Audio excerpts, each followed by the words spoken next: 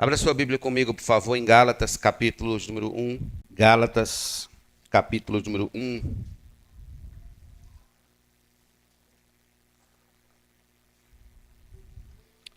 Nós vamos ler apenas um versículo.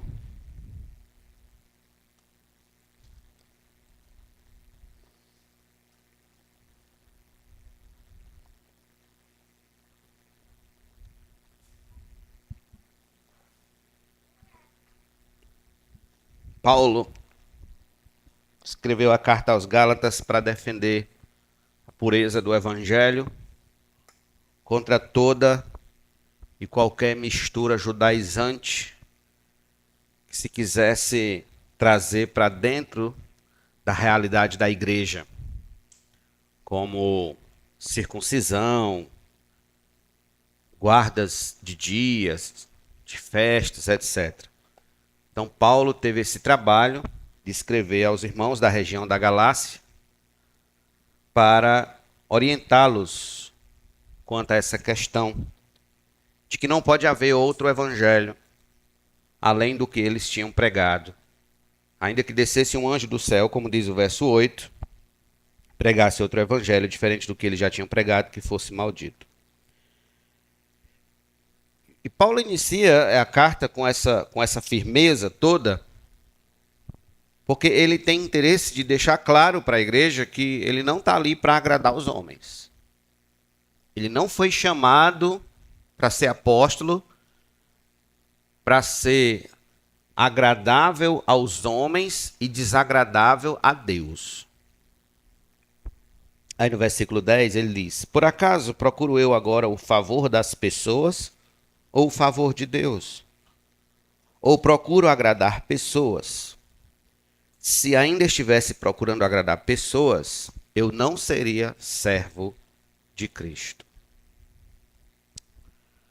Então, Paulo tinha uma obsessão de viver para a glória de Deus, de agradar a Deus, de agradar a Cristo. Ele não estava muito preocupado se, em defesa do Evangelho, em defesa da palavra de Deus, em defesa do reino de Deus, os homens não gostassem da sua pregação. Os homens não gostassem do que ele estava ministrando em nome de Cristo. Ele não ficava procurando palavras doces e macias para poder acalentar os homens e assim apresentar o Evangelho. Não, ele apresentava o Evangelho com toda a simplicidade que o Evangelho tem, mas ao mesmo tempo com toda a objetividade que o Evangelho contém. E nessa objetividade que o Evangelho contém é onde bate no pecado dos homens. Porque quando você prega o Evangelho, para que você chegue até a cruz de Cristo, primeiro você tem que apontar a luz em direção ao pecado do homem. O homem só entende o valor da cruz, o porquê da cruz, a razão da cruz, depois dele se ver perdido em seus delitos e pecados. Enquanto a ele não for apontado a razão do porquê ele precisa desse santo remédio, ele vai achar que não precisa da cruz para nada. Então a cruz é o remédio de Deus, é a cura de Deus para a situação pecaminosa do homem. O homem, enquanto em pecado, ele está debaixo da ira de Deus, nós já bem sabemos disso, mas para ele sair dessa condição, debaixo da ira de Deus, ele precisa ir até a cruz. E para ir até a cruz, a mensagem tem que bater no nosso calo. A mensagem tem que bater aonde dói. E os homens, obviamente, não querem isso. O apóstolo Paulo, quando escreveu a Timóteo, disse: olha, no final dos tempos, no fim dos tempos, nos últimos dias, Lembra-te que os homens não vão querer a sã doutrina. Eles vão querer que tipo de mensagem? Uma mensagem que satisfaça a coceira dos seus ouvidos. Em outras palavras, a mensagem que satisfaça o seu ego, que satisfaça o seu eu, que amacie o seu ego, que lhes deixe confortáveis em seus pecados, que lhes façam se sentir bem, sem serem confrontados diretamente com a mensagem de que seus pecados estão levando ao inferno e que eles precisam se converter e se arrepender antes que morram. Então Paulo sabia disso. Paulo viveu isso.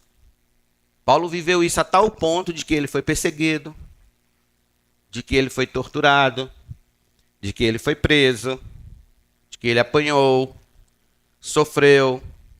Se você ler ali, segundo aos Coríntios, capítulo 11, você vê a lista de sofrimento que Paulo elenca para dizer o que significa ser leal e fiel ao Evangelho. Quando você é leal e fiel ao Evangelho. O próprio Paulo, em 2 Timóteo 3:12, vai dizer: se alguém quer viver piedosamente em Cristo, será perseguido. Então não tem como viver piedosamente em Cristo, ser um servo fiel e leal de Cristo e não ser perseguido. E não angariar inimigos. Desde criança, eu falei isso aqui nos estudos que eu dei em Provérbios. Acho que vocês lembram quando eu falei sobre aprenda a dizer não. E eu disse que um psicólogo chamado James Hollis, um livro que eu li há muitos anos atrás, ele disse algo que me marcou bastante. Ele falou: desde criança nós somos treinados a agradar todo mundo. Desde criança nós somos ensinados a agradar todo mundo, a sorrir para todo mundo, a ser gentil com todo mundo. Desde pirralhinho que nossos pais ensinam isso a gente, nossos tios, nossos familiares. Nós somos ensinados isso na escola, em casa, a ser agradável a todos. Só, meus irmãos, que como cristãos, entendamos uma coisa: não há como ser agradável a todos. Não há como agradar a dois senhores. Não há como viver agradando a Deus e ao mundo. Pelo contrário, Jesus vai nos dizer aqui em João, capítulo número 15,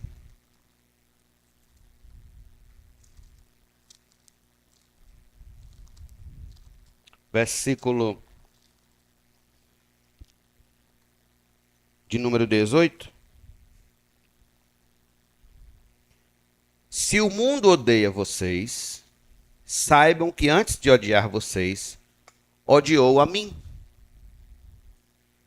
Se vocês fossem do mundo, em outras palavras, se vocês conversassem as conversas que o mundo conversa, se vocês assistissem com todo gosto as porcarias que o mundo assiste, se vocês se vestissem como o mundo se veste, se vocês caminhassem como o mundo caminha, o mundo amaria o que era seu.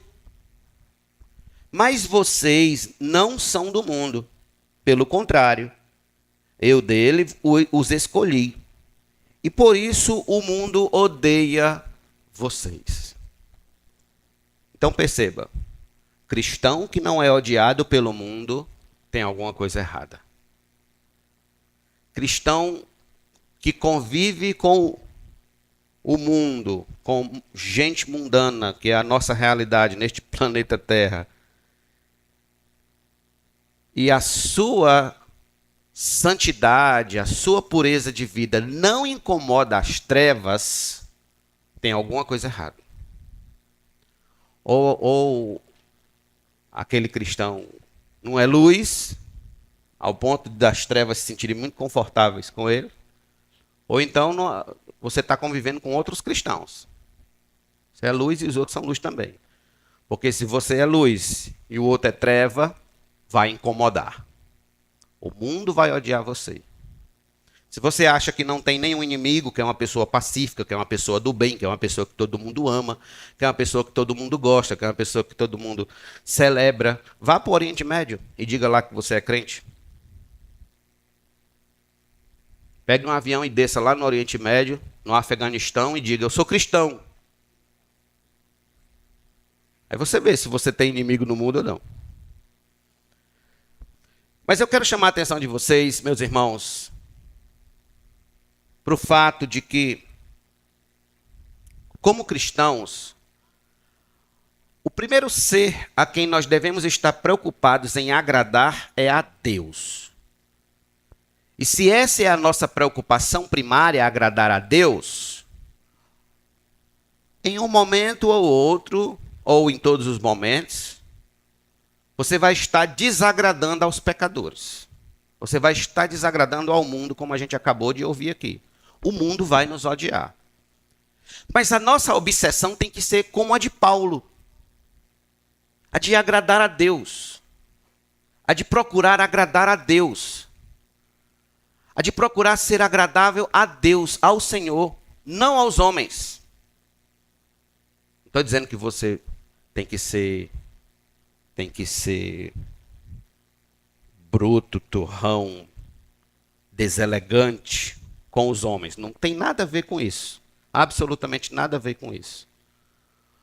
O que eu estou dizendo é que vai chegar momentos em que você vai precisar fazer coisas que só um cristão pode fazer nesse mundo. E sabe qual é uma dessas coisas? Qual é um desses atos que só um cristão pode fazer nesse mundo? Ninguém mais pode fazer, a não ser um cristão genuinamente bíblico. Evangelizar. Só o cristão bíblico pode evangelizar segundo a vontade de Deus.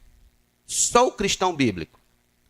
E aí é nessas horas, eu diria que o evangelismo, ele é um ponto em que define muito se nós vivemos para agradar a Deus ou para agradar os homens. Por quê, pastor? Porque o evangelismo, meus irmãos, ele nos coloca numa posição de confronto com as trevas, de confronto com o pecado dos homens, de confronto com o mal.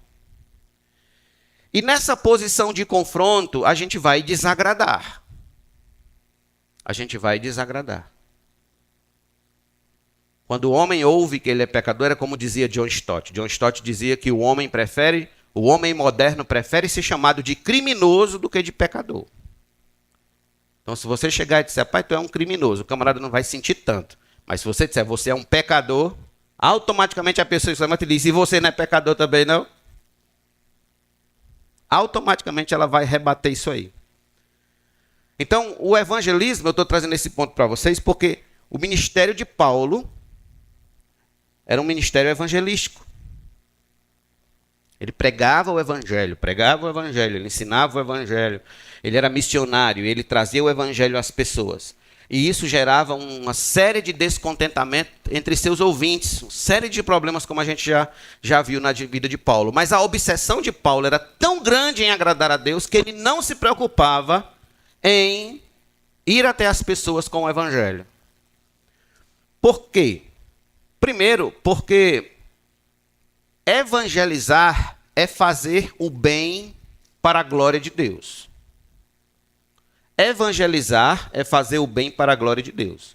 Quando Paulo pregava o evangelho, quando Paulo ensinava o evangelho, Paulo sabia que estava fazendo o bem ao próximo para que Deus fosse glorificado naquela situação. Como dizia Spurgeon, evangelismo, evangelizar, é um mendigo compartilhando o pão com outro mendigo. Então você está fazendo o bem. Você está compartilhando o pão espiritual, o pão que alimenta nossas almas, com outra pessoa que também precisa daquele alimento, que também tem as mesmas necessidades espirituais que você. Quando você retém esse pão, obviamente você está na categoria dos egoístas. Mas quando você evangeliza, quando você compartilha o evangelho com outras pessoas, você está compartilhando o pão do céu com as outras pessoas. Então, o evangelismo é fazer o bem ao próximo para a glória de Deus. Em segundo lugar, o evangelismo ele é o bem pelas almas dos homens. É fazer o bem pelas almas dos homens. Eles estão caminhando abismo adentro, seguindo, como Jesus disse, no caminho largo. Só há dois caminhos, o largo e o estreito, a porta estreita e a porta larga. E o evangelismo é você estar exatamente na entrada do caminho largo, na entrada da porta larga, apontando para a porta estreita, para onde os homens de fato devem entrar e achar salvação. Porque na porta larga e no caminho largo, o texto diz, as palavras de Jesus dizem, que eles no final desse caminho e no final dessa porta encontrarão perdição. Então, quando você aponta o caminho estreito e quando você aponta a porta estreita, você está fazendo o bem pelas almas dos próprios homens que estão ouvindo o evangelho. E em terceiro lugar, irmãos, evangelismo é não pedir licença para fazer o bem ao próximo para a glória de Deus e pela salvação de suas almas. Então, a gente tem muita ideia de evangelizar quando a gente tiver uma oportunidade, quando a gente tiver uma chance, quando a gente, sabe, tiver um momento que a gente tem uma iluminação, assim, algo forte vindo do céu, um vento, um negócio, e aí a gente vai evangelizar. Porque a gente não tem, parece não ter mais esse senso de urgência em trazer o evangelho para as pessoas. A gente parece não ter mais esse senso de urgência de evangelizar as pessoas, de falar de Cristo para as pessoas. Deus vai trazer os seus eleitos. Isso é hipercalvinismo. Os hipercalvinistas diziam o seguinte: a gente não precisa evangelizar. Por quê? Porque Deus não já elegeu as pessoas para serem salvas? Já. Então Ele vai trazer elas. Eu evangelizando ou não, Deus vai trazer os seus eleitos. Vai ou não vai? Vai. Então eu não preciso evangelizar. Só que esse conceito é antibíblico.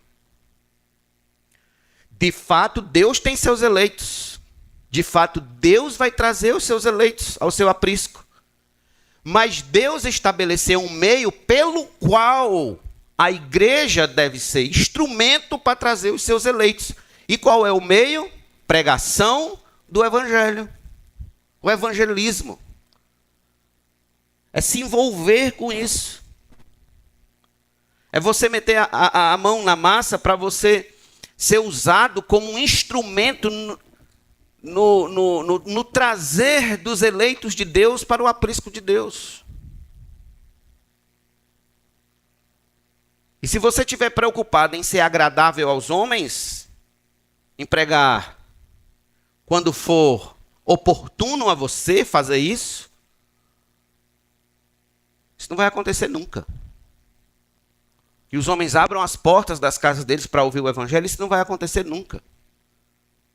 Nós é que precisamos avançar. Nós é que precisamos nos levantar e fazer o que tem de ser feito. Vamos desagradar os homens? Vamos. Vamos desagradar as trevas? Vamos. Vamos desagradar o inferno? Vamos. Mas vamos agradar a Deus em primeiro lugar. Vamos estar fazendo a obra de Deus, agradando a Deus. Indo em busca dos eleitos de Deus por meio do evangelismo. Por meio da pregação do evangelho. Por isso, irmãos, que é importante nós desenvolvermos essa mentalidade de não pedir licença para pregar o evangelho. Não peça licença para pregar o evangelho.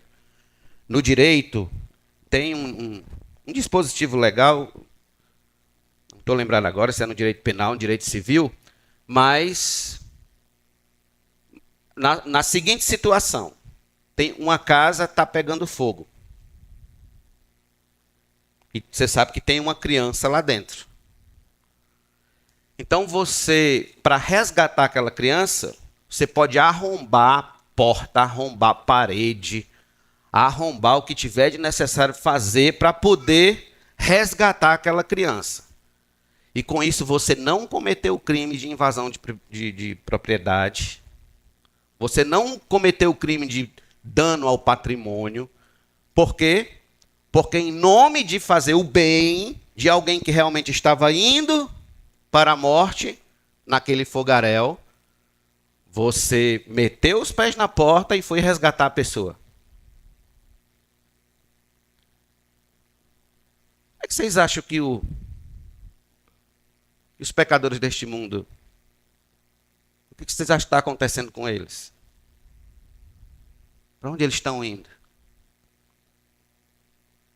A gente vai ter que pedir licença para alertá-los que eles estão indo para o inferno? Nossos familiares, filhos, netos, sobrinhos, irmãos, primos. Quantas vezes a gente ligou para um parente nosso com ousadia e dizer com toda a ousadia do nosso coração: meu amigo, você precisa de Cristo. Assim como eu, você tem uma profunda necessidade de Cristo como seu Senhor e Salvador. E você está indo a caminho do inferno e eu preciso alertá-lo enquanto é tempo. Eu estou ligando aqui pelo bem da sua alma, pelo bem do seu coração. Estou ligando para alertá-lo. Você está indo para o inferno. E você precisa de Cristo.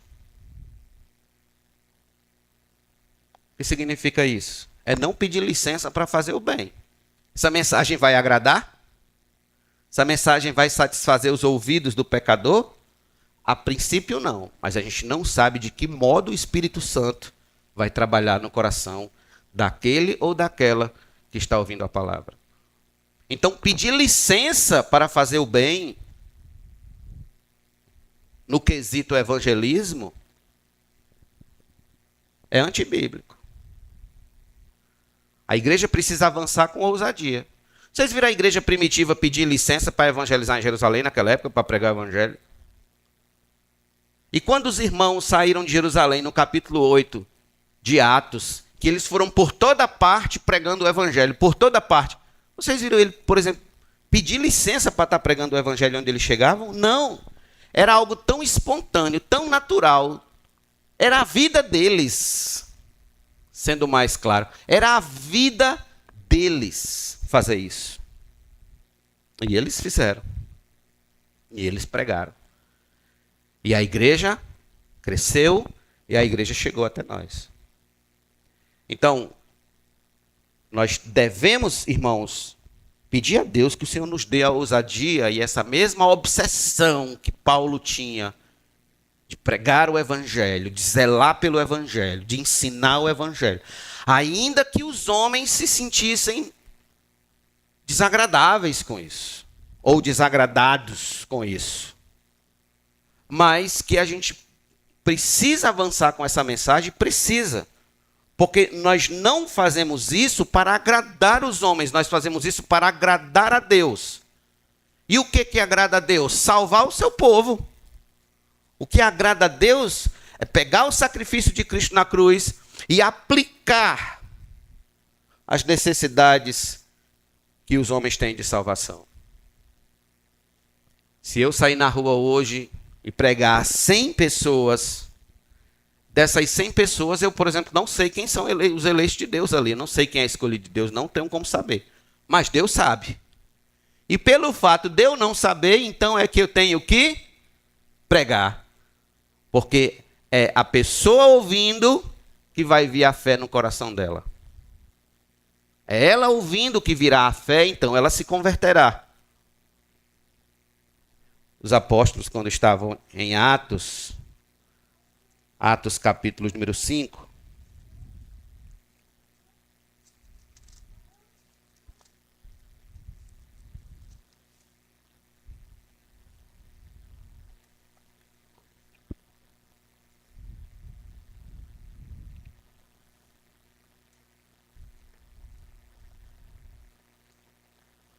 versículo 29, quando eles estavam sendo perseguidos. Então Pedro e os demais apóstolos afirmaram: é mais importante obedecer a Deus do que aos homens. Por quê? Porque eles estavam dizendo: vocês têm que se calar. Vocês têm que parar de falar. Isso aí não é agradável, não.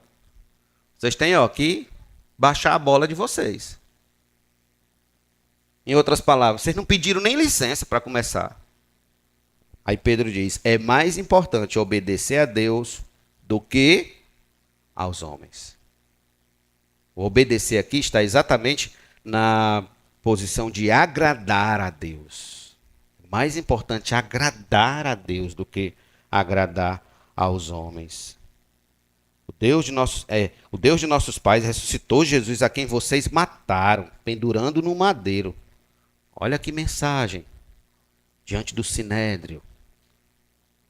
Mensagem nada agradável.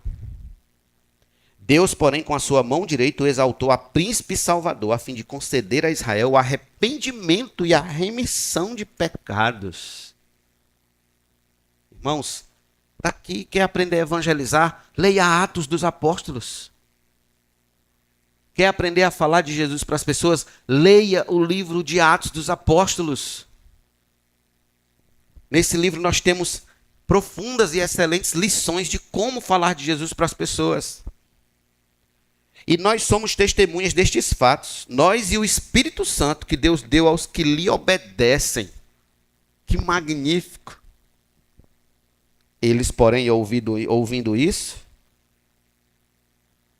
se alegraram e queriam festejá-los. É o que está escrito aí? Não. Eles, porém, ouvindo isso, se enfureceram e queriam matá-los. Por quê? Porque a mensagem do Evangelho, ela é desagradável aos ouvidos do pecador impenitente. Ela é profundamente desagradável. Porém, é a mensagem que salva. É a mensagem que resgata. Se nós formos viver, meus irmãos, pedindo licença ao pecador para pregar o Evangelho a ele, a gente não vai pregar nunca. O pecador nunca vai querer ouvir o Evangelho. Eu nunca queria ouvir o Evangelho. O Evangelho chegou a mim sem ninguém me pedir licença para eu ouvir. Se fosse por mim mesmo, eu nunca ia querer ouvir o Evangelho. Mas alguém chegou e começou a falar de Jesus para mim como quem não quer nada. E de repente o Evangelho foi dissipando as trevas do meu coração e eu fui conseguindo enxergar a vileza do meu pecado e a necessidade, a profunda necessidade que nós temos da cruz de Cristo. Então, irmãos, assim como Paulo, assim como os apóstolos aqui, não esperemos tempo bom para evangelizar. Não esperemos tempo bom para falar de Jesus para as pessoas. Não esperemos tempo bom para nós alertarmos as pessoas do perigo eterno que elas estão correndo. Não esperemos tempo bom. Esse tempo não vai chegar, vai ser sempre um tempo em que o mundo vai nos odiar por causa da mensagem de Cristo. Lembra do que eu falei na aula da quinta passada? A Bíblia é o único livro que é perseguido. Não vejo ninguém querendo queimar o Alcorão. Já viu alguém querendo queimar o Alcorão? Não vê. Alguém querendo queimar o Evangelho segundo Allan Kardec? Não tem. Os livros do Mórmon também não tem. Mas gente querendo proibir a Bíblia, queimar a Bíblia, acabar com a Bíblia. Aí tem todas as nações debaixo da terra, tem sempre alguém que odeia as Escrituras. Então, amados irmãos, a mensagem de hoje, a reflexão de hoje é muito simples. Não peça licença para fazer o bem às pessoas. Não peça licença para evangelizar. Não peça licença para alertar os homens de que eles estão a caminho do inferno sem Cristo. Não peça licença para alertar os perigos da porta larga, os perigos do caminho largo. Não peça licença. Sabe aquela pessoa que está lá no inferno, hora dessa, ardendo do inferno? Tudo que ela mais queria era que alguém um dia tivesse pego ela pelas bitacas, como se diz, e chacoalhado e colocado o Evangelho dentro da cabeça dela para ela se converter. Basta que a gente veja a história do rico e do Lázaro. Tudo que o rico queria era poder voltar para ter uma segunda chance, alertar os seus irmãos. Gente, se convertam. Coisa lá é difícil. Não é fácil, não. Então, tudo que essas pessoas queriam era de fato serem chacoalhadas com o evangelho. Agora, elas não têm como não crer que o evangelho é a verdade. Enquanto estamos neste mundo, vivemos nesse mar de dúvidas, lançado pelas ondas das dúvidas para um lado e para o outro. Mas no inferno, ninguém tem dúvida de que o evangelho é verdadeiro. Ninguém tem dúvida. O diabo tem tanta certeza disso que ele tenta atrapalhar o tempo todo a igreja de pregar o evangelho. E quem está no céu também não tem dúvida de que o evangelho é verdadeiro. Quem partiu para a glória e se encontra com o Senhor também não tem dúvida de que o evangelho é a verdade carimbada de Deus. Então não peça licença para fazer o bem às pessoas por meio do evangelismo, por meio da pregação do evangelho. Não espere tempo bom em que você será agradável e que a pessoa lhe ouvirá de bom grado. Não. Pregue o evangelho. Pregue em amor. Fale de Jesus para as pessoas, alerte em amor, mas seja firme. Seja firme. Não importa se é seu filho, sua filha, seu neto, sua neta, seu sobrinho, seu amigo, seu vizinho. Não importa quem seja seu professor, sua professora. Não importa. Avance